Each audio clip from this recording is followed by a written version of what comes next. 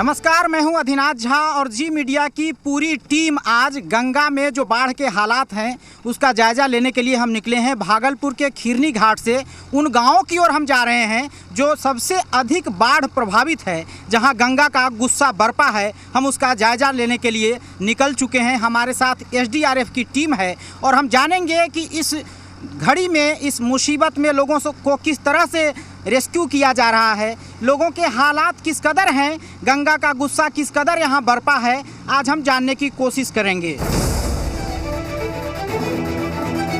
गंगा में जहाँ तक आप नज़र दौड़ाएंगे कोई किनारा नहीं दिख रहा है। गंगा अपने दोनों ही किनारों को एकदम पैक कर चुकी है और यही कारण है कि जो गांव निचले इलाकों के हैं वहाँ पर ज़्यादा परेशानी हुई है।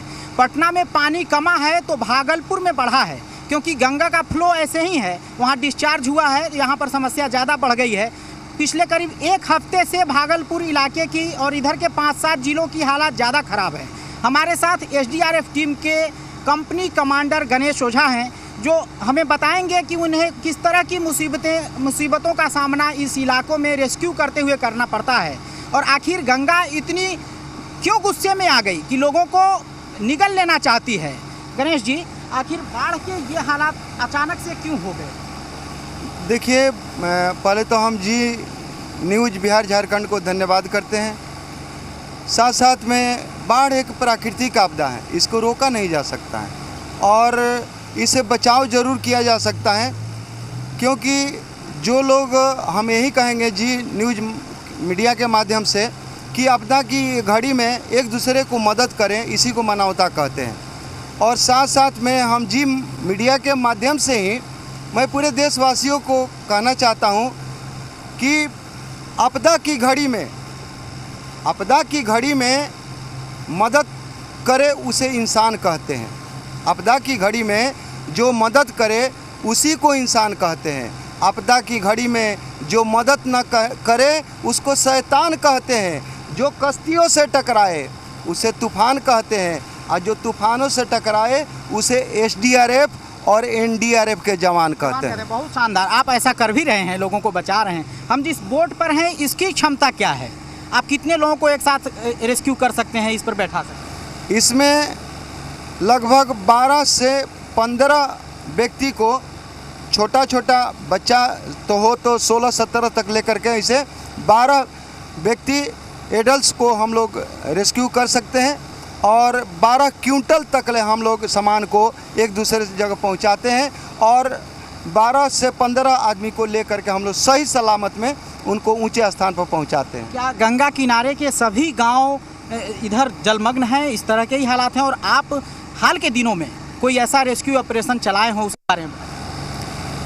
मेरे आँख से अश्रु नयन बहने लगता है जब एक माँ, अपने छोटे बच्चे आज का जन्म हुआ है और उस दिन 15 अगस्त को वो हमारे प्रशासन द्वारा ये अवगत हुए और जिससे कि मेडिकल टीम भी आई और उस गंगा की लहर और कहर में मैं वर्दी पहन करके भी वहाँ पर जंप करके और गया और बच्चे की माँ ने बोला कि वो मेरे भैया जो इतने बहादुरी दिखाए उन्हीं को मैं बच्चे को समर्पण करूँगा, वही मेरे बच्चे को सुरक्षित पहुँचाएंगे। और वो कार्य मैं नाथनगर में लालू टोला में कंचन देवी का पुत्र को बचा करके अस्पताल पहुँचाया और आज जच्चा और बच्चा दोनों सही हैं। ये मैं अपने पूरी टीम को गौरवान्वित महसूस करता हूँ। मैं inspector Ganesh Ojha, SDRF Bhagalpur team, company commander और जी न्यूज़ मीडिया को हम लोग बार बार सलाम। बहुत बड़ी बात है कि आप आपदा की घड़ी में लोगों को बचाते हैं। एकमात्र सहारा ही वही लोग बच जाते हैं किनारों से, सैलाबों से टकराने के लिए, जो एसडीआरएफ के होते हैं, एनडीआरएफ के लोग होते हैं। और ऐसे समय में हमको इनकी मदद की ज़रूरत पड़ती है और इनका शुक्रगुजार हमें होना चाहिए कि जब कोई दूर दूर तक अंधेरा दिखता है, दूर दूर तक सैलाब दिखता है, तब एसडीआरएफ की याद लोगों को आती है। ज़रूर, हम लोग को उस घड़ी में ही बुलाया जाता है, आपदा की घड़ी में ही बुलाया जाता है और आपदा की घड़ी में हंसते हंसते हमारा बहादुर जवान जो हमारे साथ में रहते हैं, करते भी हैं। और देखिए, कुछ दिन पहले नवगछिया में बिंटोली में बांध कट गया था। उस बिंटोली में बांध में हम लोग रात भर जगे, दिन भर करते रहे हैं, पूरी शाम तक ले। ये गंगा मैया में हम लोग चल रहे हैं, इनकी मैं साक्षी रख करके कहता हूँ कि उस दिन मैं मुंह तक ले नहीं धोया। तो मैं सोचे कि चलो हम छठे व्रत कर लिए, 24 घंटा 30 घंटा यदि हम रेस्क्यू कर लिए तो हमारे शरीर में ऐसी शक्ति, देवी शक्ति आई कि हम लोग हंसते हंसते उसको किए। और बाढ़ पूर्व अलर्ट भी कुछ आप लोगों को आता है क्या? जैसे ज़रूरी नहीं कि आपदा आए तभी आपको जानकारी हो, पहले से इसका कुछ अलर्ट होता है कि इतने घंटे में बाढ़ आपके किनारे को टच करेगा, इसलिए आप अलर्ट पर रहें? आपके कार्यशैली में ऐसा कुछ? बाढ़ का पूर्व तैयारी और बाढ़ सेफ्टी वीक चलता है 1 जून से लेकर के 7 जून पूरे बिहार में ये चलता है जागरूकता अभियान। लेकिन कोरोना के समय के रहते हुए इस वर्ष में इसकी जागरूकता थोड़ा कम हुई और इसी वर्ष 2016 का भी रिकॉर्ड 2021 में बाढ़ सैलाब का टूट गया भागलपुर में खास करके। तो इसकी जागरूकता हम लोग को डिपार्टमेंटल आपदा प्रबंधन विभाग, आपदा प्राधिकरण विभाग द्वारा हम लोग को जागरूकता अभियान चलता है और जिला पदाधिकारी महोदय भागलपुर ने भी हम लोग को जागरूकता अभियान में 10-12 जगह हम लोग कार्यक्रम किए। जिला अंचल स्तर, पंचायत स्तर पर मुखिया जी, सरपंच जी के पास में जा करके हम लोग जागरूकता अभियान किए। इस बार जो बाढ़ आई है, जैसे यहाँ के बुजुर्ग जिनसे बात हो रही थी वो बता रहे थे कि 80 सालों का रिकॉर्ड टूट गया है, इतना पानी कभी नहीं देखे थे। ऐसा क्या है इस बार के बाढ़? ये तो गंगा तो कहेंगे क्योंकि गंगा नहीं है, आज गंगा सागर है। और हम देख रहे हैं कि और हम गंगा सागर खुद गए हुए हैं, वहाँ का सीन और आज गंगा जी का सीन बिल्कुल कोई अंतर नहीं है, क्योंकि बहुत किलोमीटर तक ले कुछ भी नहीं दिखाई दे रहा है, सिर्फ जल ही जल और पानी ही पानी और सैलाब ही सैलाब है। उस सैलाब में SDRF, NDRF राहत बचाव कार्य कर रही है और जी मीडिया टीम को मैं धन्यवाद बार बार दूंगा और सैल्यूट भी करूंगा कि हमारे साथ में ऐसी गंगा की तूफानी लहर और कहर बेग में भी वो लोग हौसले हम लोग को भी बुलंद कर रहे हैं और अपना भी कार्य कर रहे हैं। जाहिर है गंगा अपने उन सभी किनारे को मिटा देना चाहती है जिन विशेष जगहों की पहचान गंगा की वजह से है। आप जब दूर दूर तक देखेंगे कहीं कुछ नज़र नहीं आ रहा है सिवाय सैलाब के, तो आप यही कहेंगे कि गंगा किनारे जो चीज़ हुआ करता था अब वो उसकी पहचान को गंगा खुद ही डुबो देना चाहती है। ये हालात बने हैं सिल्ट की वजह से, उन गाद की वजह से, जिस कारण गंगा का पेट ऑलरेडी भर गया।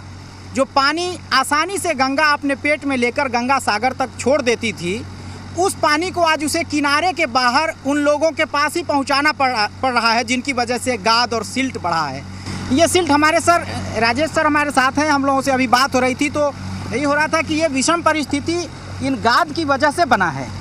आखिर ऐसा क्या हुआ कि गंगा का पानी कभी वरदान हुआ करता था खेतों के लिए और आज यही अभिशाप बनकर हमें डुबो रहा है?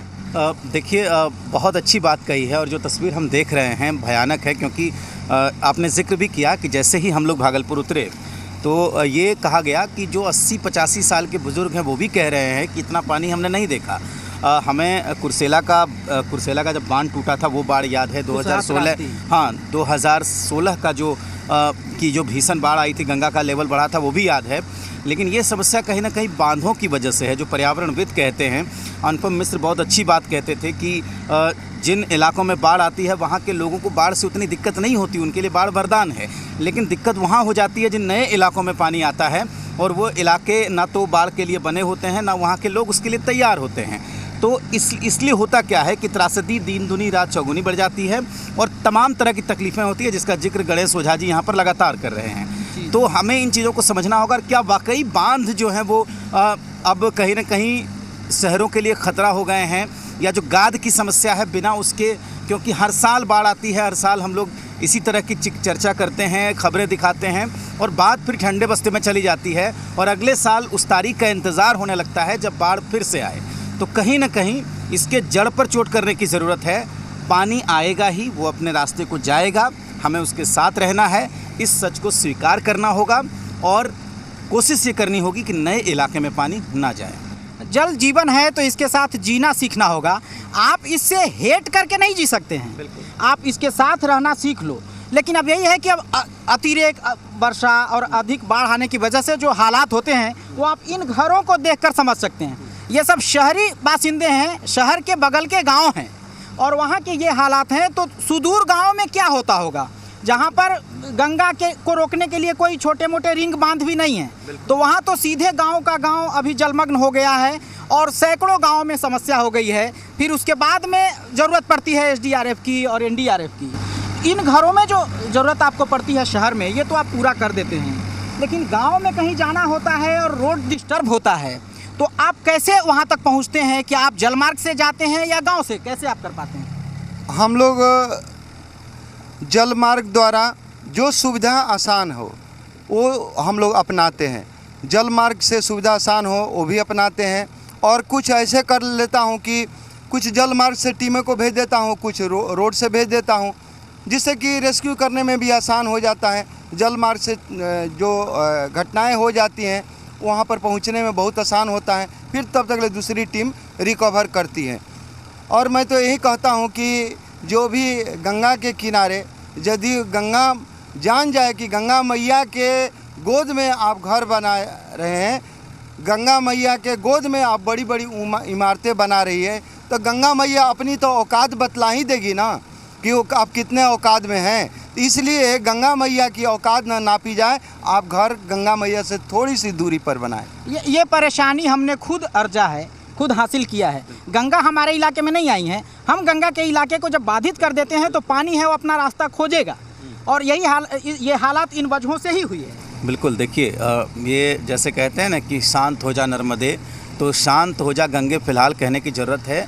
आज गंगा अपने विकराल रूप को दिखा रही है और जिस गंगा की हम पूजा करते हैं दिन रात, मतलब जिनकी सुबह, जिनकी शाम, जिनकी रात, हर हर गंगे से शुरू होकर हर हर गंगे पे ख़त्म हो जाती है, तो हमें ये भी समझना होगा कि हमारे लिए आस्था बहुत ज़रूरी है।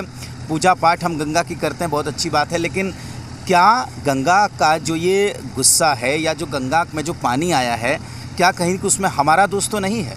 ये सोचना पड़ेगा, क्योंकि जितनी भी योजनाएं बनी है गंगा को रोकने के लिए, चाहे बांध बनाने की बात हो, चाहे जितनी भी छोटी छोटी जितनी भी नदियां थी जो गंगा के धारा को कमज़ोर कर देती थी, उधर आपके मिथिलांचल के इलाकों में या फिर नेपाल से जब पानी गिरता था, तो आप यकीन मानिए कि वो तमाम छोटी मोटी धाराएं जो अब ख़त्म हो चली हैं, कहीं निर्माण हो गया है, कहीं बांध बन गया है, कोई नदी सूख गई है, उसकी वजह से सारा पानी गंगा में आ रहा है। और यही वजह है कि आज इस विकराल रूप को हम यहाँ पर देख रहे हैं। ये बहुत बड़ा ख़तरा है बिहार की उस बड़ी आबादी के लिए, बंगाल की उस बड़ी आबादी के लिए जो गंगा किनारे पे बसा हुआ है। आप बताइए कि कौन सा कोना ऐसा है गंगा का जो खाली है? बड़े बड़े शहर, बड़े बड़े गांव यहाँ पर आबाद हैं और उनका पूरा रोजगार, उनकी पूरी अर्थव्यवस्था गंगा पर ही निर्भर करती है। ऐसे में अगर हम इस खतरे को आज अगर नहीं महसूस करेंगे, नहीं समझेंगे, तो आने वाले दिनों में ये ख़तरा और बढ़ता जाएगा और यकीन मानिए कि तब हमारा जो मर्ज है वो लाइलाज हो जाएगा। आज इसे समझने की ज़रूरत है। इस भीषण तस्वीर को देखकर भी अगर हम नहीं जागे तो देर हो जाएगी। ये 3-3, 4-4 मंजिल है, लेकिन एक मंजिल तो पूरा पानी में ही चला गया है। लगभग वो 12 से 13 फीट लोगों के घरों में पानी है और ये हालात शहर से लगे हुए इलाकों का है। अभी हम खिरनी घाट से करीब 10 किलोमीटर के दायरे में आए हैं। मवेशियों को भी समस्या हो रही है, लोगों को भी समस्या है। जो ग्राउंड फ्लोर के लोग हैं सब ऊपरी तल्ले पर शिफ्ट हो गए हैं और ग्राउंड फ्लोर में उनको सांप और जहरीली कीड़ों की भी ये समस्या इन दिनों में बढ़ जाती है। उनको डर है कि कोई जहरीला कीड़ा वहाँ पर चला जाए, सांप गोजर की भी समस्या हो जाती है। इससे इन दिनों लोग कैसे निपटते होंगे?